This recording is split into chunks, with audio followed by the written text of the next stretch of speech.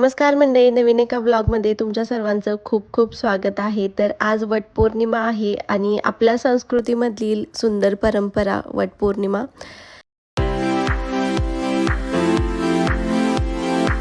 आणि आज नेहमीप्रमाणे थोडंसं लवकरच उठले होते. काल रात्रीच ठरवलं होतं की लवकर उठून मुलं उठायच्या आधी बऱ्यापैकी किचनचं काम उरकून घेईन. पण आज लवकर उठलेसुद्धा, पण मुलंसुद्धा माझ्यासोबतच उठली. त्याच्यामुळे आधी सगळ्यांचे अंघोळ वगैरे झाले आणि नंतर मग मी किचनमध्ये आले. आजचा मेनू तसा सिंपलच ठेवला आहे, कारण मुलांचंसुद्धा स्कूल आहे आणि माझंसुद्धा ऑफिस आहे.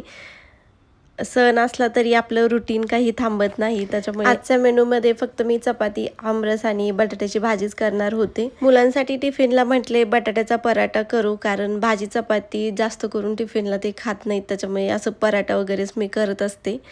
तर पराठ्यासाठी मी इथे आधी सिंपल मिरची न टाकता भाजी बनवून घेतली आणि त्यानंतर आमच्यासाठी बटाट्याची भाजी बनवली. मी किचनमध्ये काम करत असले की लाडू येते आणि विचारते, मम्मा आज टिफिनला काय देणार आहे, आणि त्यासाठीच ही किचनमध्ये आली होती. तर मी सगळं आवरते तोपर्यंत या दोघांना नाश्तासुद्धा मी करायला दिला होता. ते दोघं नाश्ता करतात तोपर्यंत आपलं पटकन माझं सगळं किचनचं काम उरकायचं सुरू होतं. सकाळची गडबड तर रोजचीच असते, पण काही दिवस असे असतात ना की जिथे एका वेळी खूप साऱ्या जबाबदाऱ्या पुढे उभ्या असतात. तसंच आज होतं. सणाची तयारी पण करायची होती, मुलांचे टिफिन पण, आणि सगळंच मॅनेज करायचं होतं. पण अशा दिवसामधूनच आपल्याला आपली स्ट्रेंथ समजते आणि एकाच वेळी आपण किती मल्टीटास्क करू शकतो हे सुद्धा आपल्याला समजतं. टिफिनसाठी आलू पराठा करून घेतला, त्यानंतर आमच्यासाठी चपातीसुद्धा बनवून घेतली आणि बऱ्यापैकी आमरस वगैरे मी आता यांना शाळेतून सोडून आल्यावरच करणार होते. चपाती करून झाल्यावर या दोघांचा टिफिन भरायला घेतला होता, कारण आता स्कूलचं टाईम पण झालं होतं आणि या दोघांचं अजून स्कूलसाठी आवरायचं पण होतं. मग पटकन आपला दोघांचा टिफिन भरून घेतला.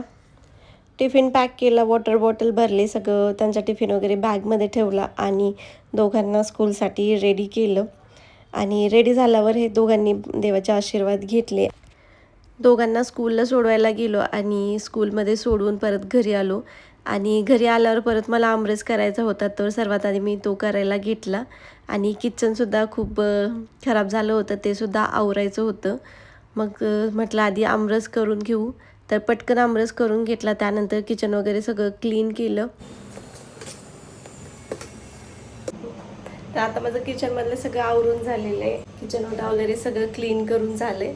आता देवपूजा राहिली माझी, कारण सकाळी यांना स्कूल होतं, त्याच्यामुळे देवपूजा पाठीमागे ठेवली. आता ती करते आणि मग आवरते. तशी दारात रांगोळी मी दररोजच काढत असते, पण सण असेल तर आवर्जून काढली पाहिजे असं मला वाटतं. कारण कोणत्याही शुभ कार्याची सुरुवात, नाही तर जे पॉझिटिव्ह वाईब्स येतात ते तुमच्या दारापासूनच येतात. त्याच्यामुळे दार जेवढं तुमचं स्वच्छ आणि सुशोभित असेल तेवढं प्रसन्न वाटतं. देवघर पण मला स्वच्छ करायचं होतं, तर ते आधी करून घेतलं. देवासमोर दिवा लावला. सणाच्या दिवशी देवासमोर बसताना एक वेगळी शांतता मिळते. दिवसभर कितीही काम असले, कितीही घाई असली, तरी काही मिनटं आपण देवासमोर बसले की मन अगदी शांत होऊन जातं. मन प्रसन्न होते आणि घरात एक वेगळेच पॉझिटिव्ह वातावरण तयार होते. त्याच्यामुळे कितीही बिझी असली तरी यासाठी मी 5 ते 10 मिनटं तरी काढतेच.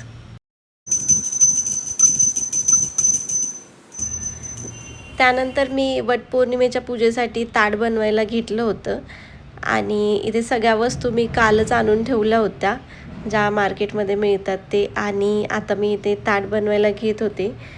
ताट सजवताना एक वेगळीच भावना मनात येत होती, कारण या प्रत्येक गोष्टीमागे आपल्या परंपरा, श्रद्धा आणि घरच्यांसाठी केलेली एक छोटीशी प्रार्थना असते. हळद, कुंकू, फुलं, अक्षता, पूजेचं सगळं सामान नीट मांडताना मला नेहमी वाटतं की आपल्या आई आजीपासून चालत आलेल्या या सुंदर गोष्टी आपणही पुढे घेऊन जात आहोत. देवपूजा वगैरे सगळं झालेलं आहे. इथं मी ताटसुद्धा तयार करून ठेवले. आता माझं आवरायचं आणि निघायचं.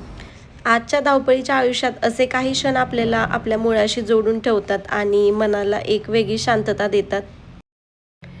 रोजच्या धावपळीत आपण स्वतःसाठी फारसा वेळ काढत नाही, पण अशा काही खास दिवशी साडी नेसताना एक वेगळाच आनंद मिळतो.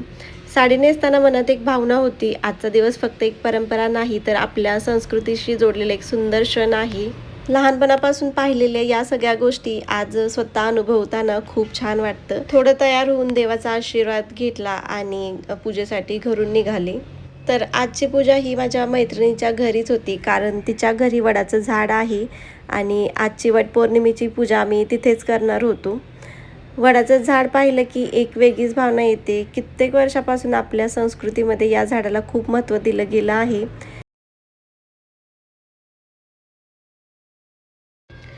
आज वटपौर्णिमेच्या दिवशी स्त्रिया वडाची पूजा करतात आणि आपल्या कुटुंबाच्या सुखसमृद्धीसाठी, आरोग्यासाठी आणि नात्यामध्ये प्रेम कायम राहावं यासाठी प्रार्थना करतात.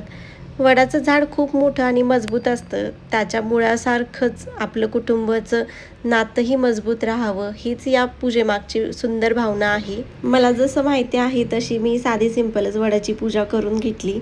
आणि खरं सांगायचं तर आजकालच्या धावपळीच्या आयुष्यात आपण कितीही बिझी असलो तरी असे सण आपल्याला थोडं थांबायला शिकवतात. आपल्या माणसाची आठवण करून देतात आणि आपल्या परंपरेशी जोडून ठेवतात. पूजा करताना, वडाला प्रदक्षिणा घालताना आणि मनापासून प्रार्थना करताना एक वेगळीच शांतता मिळाली. पूजा करून झाल्यावर मैत्रिणीला हळदी कुंकू लावले आणि परत मी घराकडे निघाली, कारण माझ्या रोजच्या जबाबदाऱ्या माझी वाट बघत होत्या. तर आता पूजा वगैरे करून आलेली मी आणि 12 वाजलेत आणि ऑफिसचं लॉग इनचा टाईमसुद्धा झाले. तर ऑफिसचं लॉग इन करते आणि थोड्या वेळाने लाडू आणि श्रीहरीला स्कूलमधून आणायला जावं लागेल.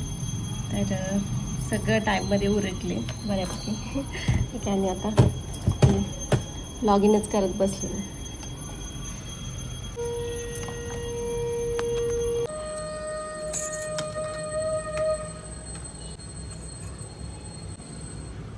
तर तुम्हाला आजचा ब्लॉग कसा वाटला कमेंटमध्ये नक्की सांगा आणि व्हिडिओ आवडला असेल तर लाईक, शेअर आणि सबस्क्राईब करायला विसरू नका. भेटू पुढच्या ब्लॉगमध्ये. बाय.